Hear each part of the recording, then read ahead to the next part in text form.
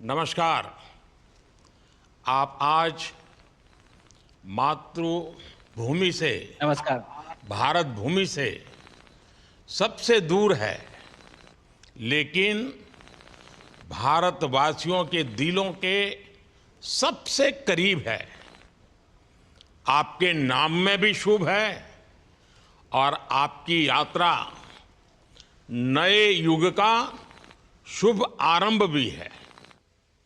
इस समय बात हम दोनों कर रहे हैं, लेकिन मेरे साथ 140 करोड़ भारतवासियों की भावनाएं भी हैं। मेरी आवाज में सभी भारतीयों का उत्साह और उमंग शामिल है। अंतरिक्ष में भारत का परचम लहराने के लिए मैं आपको हार्दिक बधाई और शुभकामनाएं देता हूं। मैं ज्यादा समय नहीं ले रहा हूं, तो सबसे पहले तो ये बताइए, वहां सब कुशल मंगल है? आपकी तबीयत ठीक है? जी प्रधानमंत्री जी, बहुत बहुत धन्यवाद आपकी विशेष का और 140 करोड़ मेरे देशवासियों की विशेष का। मैं यहाँ बिल्कुल ठीक हूँ, सुरक्षित हूँ। आप सबके आशीर्वाद और प्यार की वजह से बहुत अच्छा लग रहा है। बहुत नया एक्सपीरियंस है ये। और कहीं ना कहीं बहुत सारी चीज़ें ऐसी हो रही हैं जो दर्शाती हैं कि मैं और मेरे जैसे बहुत सारे लोग हमारे देश में और हमारा भारत किस दिशा में जा रहा है।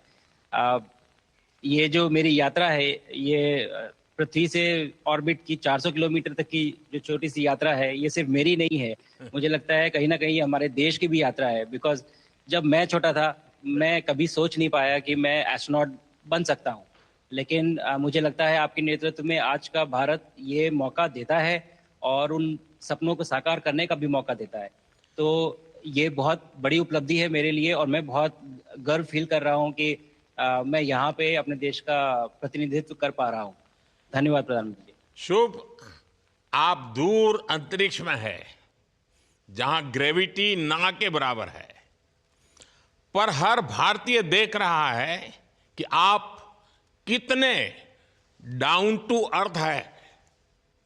आप जो गाजर का हलवा ले गए हैं, क्या उससे अपने साथियों को खिलाया?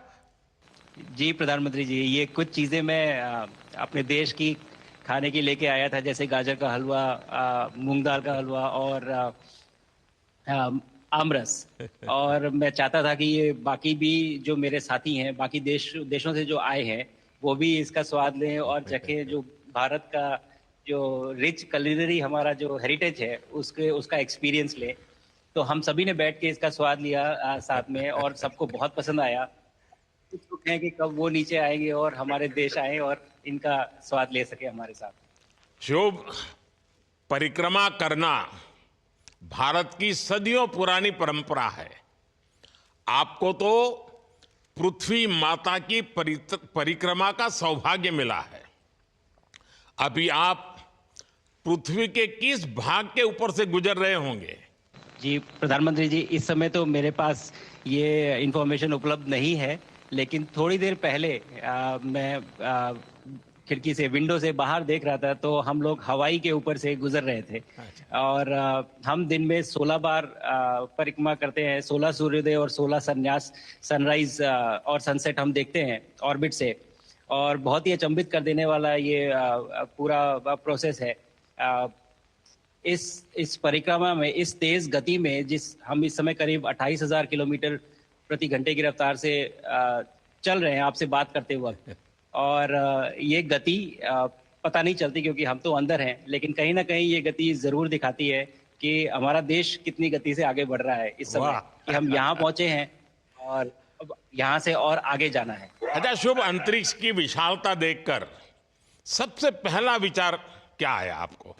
प्रधानमंत्री जी, सच में बोलो तो जब पहली बार हम लोग ऑर्बिट में पहुंचे, अंतरिक्ष में पहुंचे, तो पहला जो व्यू था वो पृथ्वी का था। और पृथ्वी को बाहर से देख के जो पहला ख्याल और पहला जो थॉट मन में आया वो ये था कि पृथ्वी बिल्कुल एक दिखती है। मतलब बाहर से कोई सीमा रेखा नहीं दिखाई देती, कोई बॉर्डर नहीं दिखाई देता। और दूसरी चीज़ जो बहुत नोटिसेबल थी, जब पहली बार भारत को देखा, तो हम मैप पे पढ़ते हैं भारत को, हम देखते हैं बाकी देशों का आकार कितना बड़ा है, हमारा आकार कैसा है, वो मैप पे देखते हैं। लेकिन वो सही नहीं होता, क्योंकि वो एक हम 3D ऑब्जेक्ट को 2D यानी पेपर पे हम उतारते हैं। भारत सच में बहुत भव्य दिखता है, बहुत बड़ा दिखता है। जितना हम मैप पे देखते हैं उससे कहीं ज़्यादा बड़ा। और अ, जो वननेस की फीलिंग है, पृथ्वी की वननेस की फीलिंग है, जो हमारा भी मोटो है कि अनेकता में एकता, वो बिल्कुल उसका महत्व ऐसा समझ में आता है बाहर से देखने में कि अ, लगता है कि कोई बॉर्डर एग्जिस्ट ही नहीं करता, कोई राज्य नहीं एग्जिस्ट करता, कंट्रीज नहीं एग्जिस्ट करती। फाइनली हम सब ह्यूमैनिटी का पार्ट है, और अर्थ हमारा एक घर है, और हम सब के सब उसके सिटीजन्स हैं। शुभांशु, स्पेस स्टेशन पर जाने वाले आप पहले भारतीय हैं।